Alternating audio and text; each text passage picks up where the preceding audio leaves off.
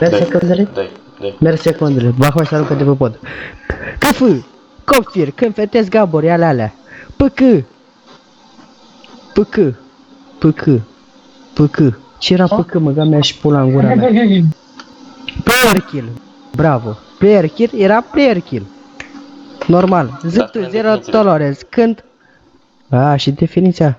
ZT în HD-ul fără, cu mai multe reguli deodată. PK era player kill când omor pe...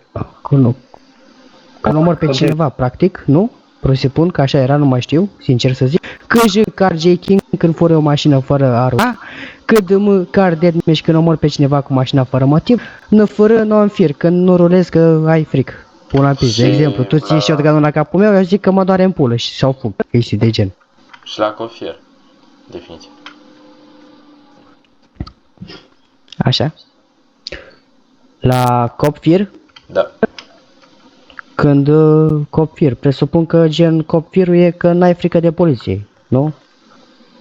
Gen.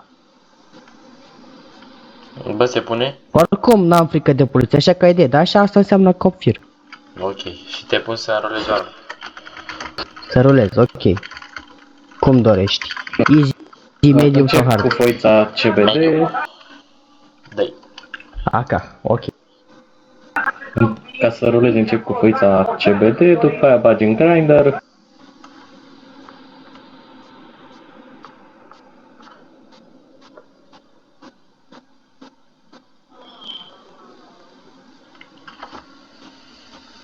Mamă, vezi că le știi asta așa.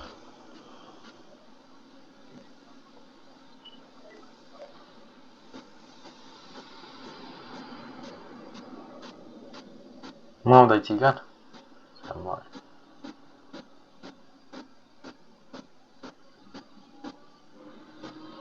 Ce gloanțele... Ce gloanțe avea AK-47? De ce... Câți milimetri? 762, 762, 762. 9 mm. Ce 9 mm, mă, 9 mm pistolul.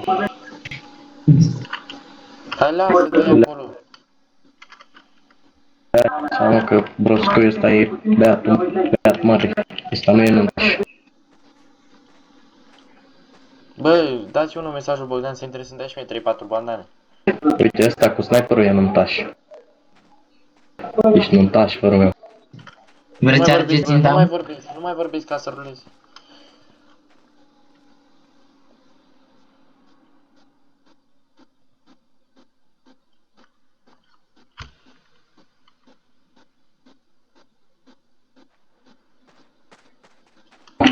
Ion, cu AVP-ul în groapă, Ion, cu AVP-ul în groapă. Ion, l-ai văzut pe stânga, Ion? Nu, e bagă Kung Fu. Bagă Kung Fu.